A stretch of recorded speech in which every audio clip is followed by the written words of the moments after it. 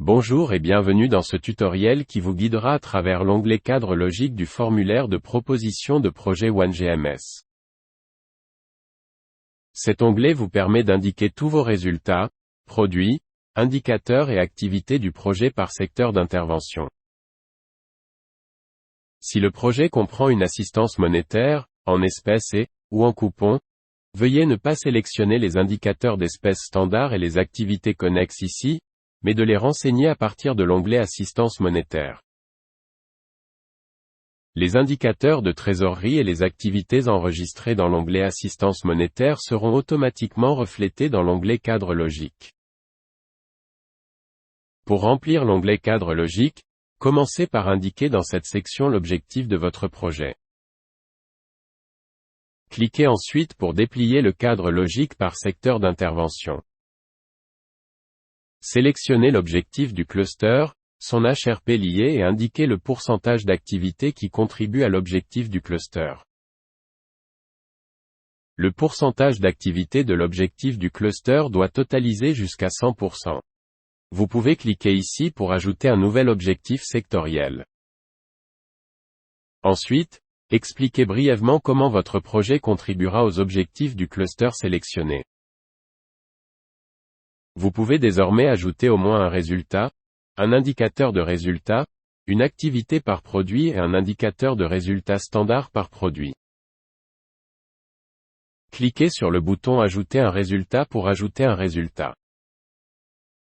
Une fois votre résultat ajouté, vous pouvez cliquer sur Ajouter un indicateur de résultat pour ajouter un indicateur de résultat.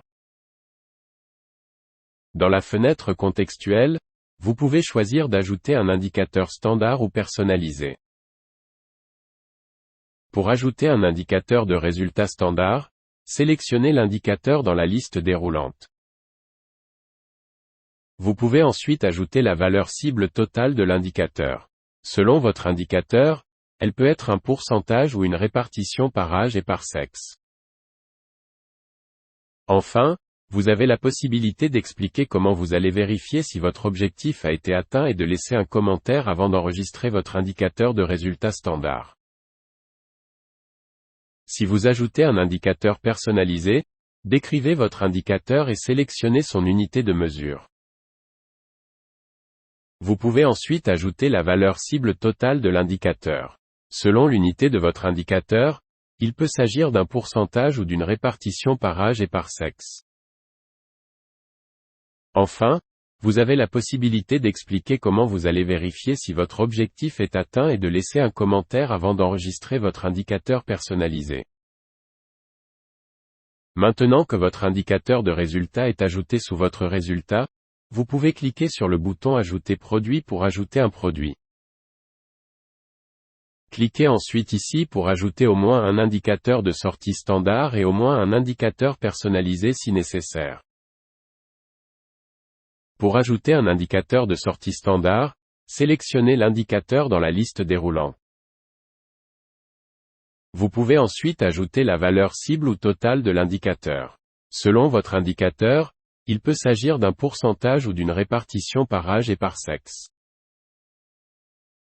Enfin, vous avez la possibilité d'expliquer comment vous allez vérifier si votre objectif est atteint et de laisser un commentaire avant d'enregistrer votre indicateur de produit standard. Si vous ajoutez un indicateur personnalisé, décrivez votre indicateur et sélectionnez son unité.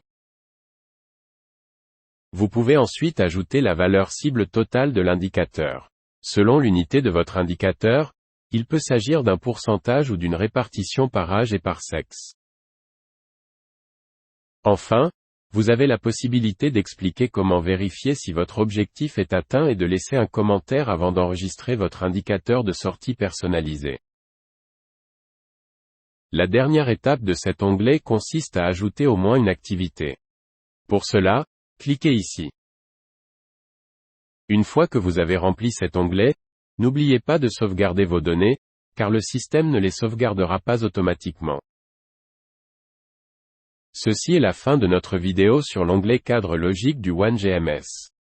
Si vous avez des questions ou des commentaires, n'hésitez pas à nous contacter.